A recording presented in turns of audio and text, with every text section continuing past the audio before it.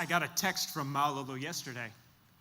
He just told me he's won 20 people to Christ in the last 9 days.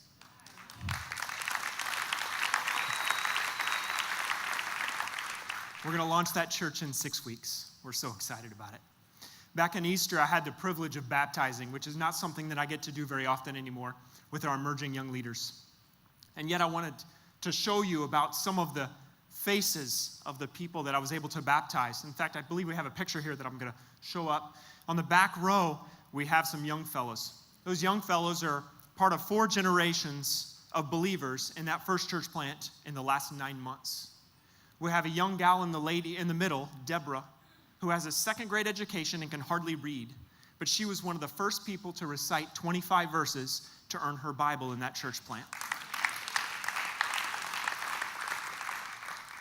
The lady holding the baby is a daughter of a sorceress. When her mom trusted Jesus, she followed soon thereafter. And then on Christmas, dedicated her child to God, which is the exact opposite of her entire family tree. And then on the right, you have Dede and her husband, Abel. Dede trusted Christ just about a year ago now. And when she trusted Christ, she started praying diligently for her husband who had abandoned her and her 3 young children. He was abusing alcohol and spending more nights away than he was at home. She prayed diligently. On Christmas Eve, we had an evangelistic campaign and a film, and he stood outside of the church wall. He was too ashamed to come inside. But afterwards, he said, "Pastor Ben, come to my house." And that evening, on Christmas Eve, he gave his life to Jesus.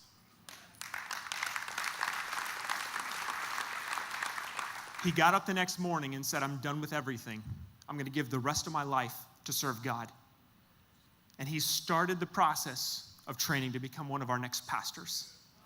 Total life change. We're very, very thankful with what God's doing in Togo, West Africa. He's doing some great things. And yet, we know that there are still tribes and there are still people groups close to us that still don't have a gospel witness. Just as you saw in Ouida Benin, we've been preparing to launch a team into Ouida by 2020. Just recently, I was talking to a missionary Nigerian statesman who was telling me the story of just 10 years ago when they sent Nigerian missionaries into the Tory people group. So they would be close to the city of Ouida, but they would also worship the same python that the citizens of Ouida do. And he said, as we had these missionaries in the city, we were having a real hard time. And one day a python got into the kitchen. And, well, they decided it was dinner. It's just like chicken, right? The moment that they started preparing this python, people all around the community started falling down and having seizures. And the witch doctor came to the house, and he was ready to fight. The police came just in time, and the police said, no, you're not going to lay a hand on each other. You both consider yourselves to be powerful men. Fight it out in the spiritual realm.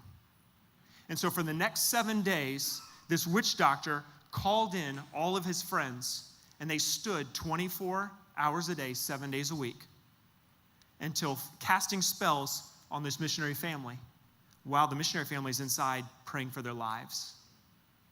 On the 7th day, the witch doctor hit the ground, deathly ill. None of his friends could help him. And so he said, go inside there and get that missionary. Have him come pray for me.